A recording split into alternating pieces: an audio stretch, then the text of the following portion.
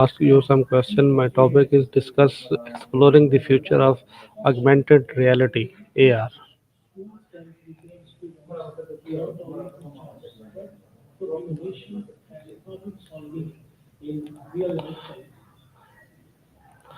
Hey there, how's it going?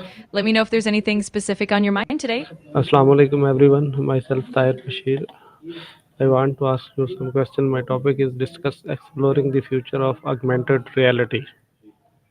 Walaikum assalam. Hi there. That sounds like a fascinating topic. I'd be happy to help with any questions you have about augmented reality and its future. Feel free to ask away. Okay, my first question is what is augmented reality and how does it differ from virtual reality? Great question. Augmented reality, or AR, overlays digital content onto the real world through a device like a smartphone or AR glasses. It enhances what you see with interactive elements, but keeps you anchored in the real environment. Virtual reality, or VR, on the other hand, completely immerses you in a simulated environment, blocking out the real world. So AR adds to reality while VR replaces it. What are the key technologies enabling AR today? There are several key technologies behind AR. First, you have computer vision, which helps devices recognize and understand the environment. Then there's depth sensing, which allows the device to measure distances and understand spatial relationships. Then we have sensors like accelerometers and gyroscopes that track the device's movement and orientation. And finally, there's the processing power and the software frameworks that help put everything together seamlessly. Okay, how has AR evolved over the past decade? AR has really come a long way in the past decade. Early on, it was mostly limited to experimental apps and basic overlays, but with advancements in hardware like improved cameras and more powerful processors, AR became much more accessible and robust.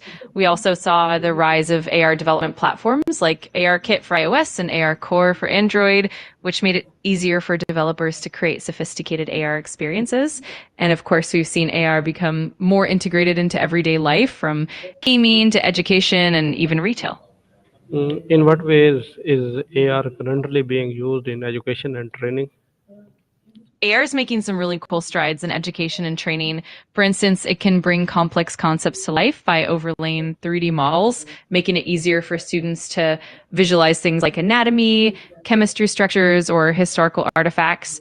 In training, AR is used for things like simulating complex procedures or machinery operation, allowing their nurse to practice in a risk-free environment. It's also used for remote assistance, where experts can guide trainees in real time by overlaying instructions on the trainee's view. It definitely makes learning more interactive and engaging. How is AR transforming industries such as healthcare, retail, and manufacturing? Absolutely. AR is having a big impact across these industries.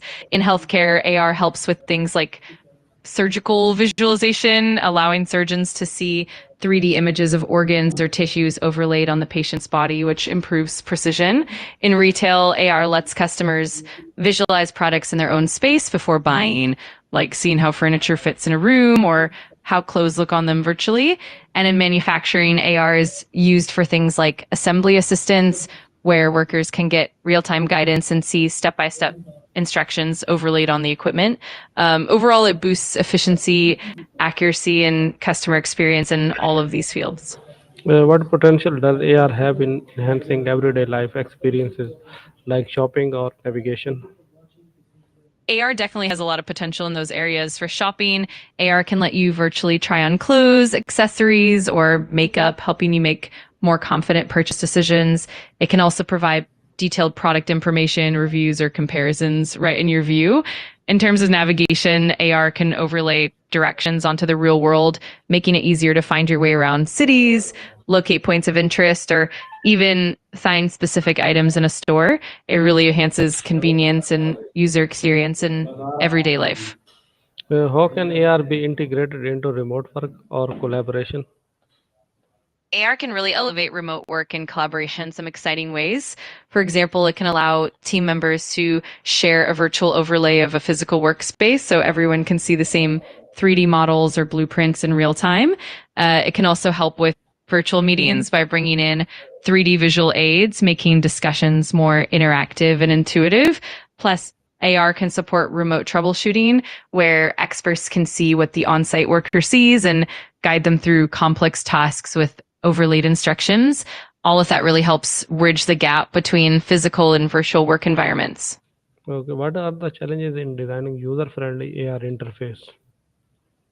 Yeah, designing user friendly AR interfaces definitely comes with some challenges. One big one is ensuring that the AR content is intuitive and doesn't overwhelm the user. Since the real world is in view, it's important to place digital elements in a way that's contextually relevant and not distracting. Another challenge is maintaining performance and battery life, since AR apps can be resource intensive. Also, making sure that the AR experience works well across different devices and lighting conditions is crucial. And finally, there's the need for seamless interaction, whether through gestures, voice commands, or even eye tracking, and making all of that feel natural and comfortable for the user. How can AR experiences be made more immersive and interactive? To make AR experiences more immersive and interactive, designers can focus on a few key elements. First, leveraging natural user interactions like gestures, voice commands, or even eye tracking can help users interact more naturally with the content. Another aspect is spatial awareness, where AR can adapt the digital content to the physical environment in real time, making it feel more integrated. Also, using high quality 3D graphics and realistic animations can boost immersion. And of course, incorporating real time feedback and responsive elements. So the AR adapts to user actions can make the experience feel more dynamic and engaging. What ethical consideration arise when overlaying digital content onto the real world? That's a really important point. One key ethical consideration is privacy, since AR can potentially capture and display sensitive information about the environment or the people in it. Another consideration is consent, ensuring that anyone whose surroundings are being augmented is aware and agrees to it. There's also the risk of misinformation, where digital content might be manipulated in ways that mislead users. And finally, there's the issue of accessibility, making sure that AR experiences are inclusive and do not inadvertently exclude certain groups of people. Balancing all these considerations is crucial for responsible AR development. What trends are expected to shape the future of AR technology? There are definitely some exciting trends on the horizon. One big trend is the advancement of lightweight, more comfortable AR glasses that are going to be more mainstream and accessible. Another trend is improved spatial computing, where AR can understand and interact with the environment more seamlessly. We'll likely see more integration of AI and machine learning, which will make AR experiences smarter and more adaptive. Another exciting area is cross-platform interoperability, so that AR content can seamlessly work across different devices.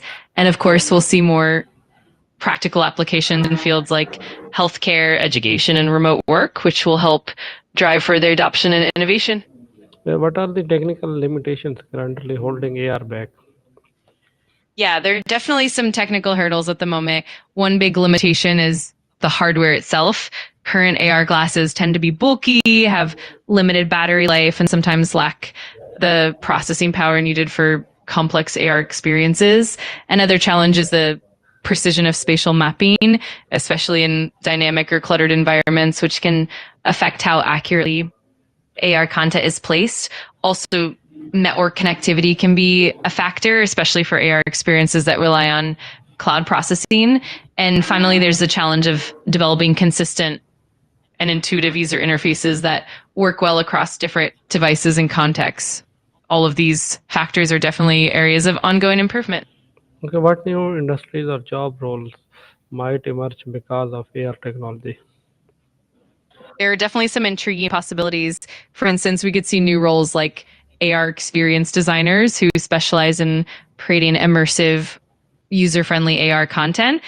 We might also see AR hardware engineers focusing on developing lighter, more powerful AR devices. Another emerging field could be AR content moderators, ensuring that the digital overlays are accurate and appropriate. We could also see AI assisted medical roles, or professionals use AR to assist in surgeries or diagnostics. And in the retail sector, we might see roles like virtual store designers who create interactive shopping experiences. Plus, there could be new educational roles like AR tutors who guide students through immersive learning experiences. It's definitely an exciting space for innovation. Okay, thank you. You're very welcome. If you have any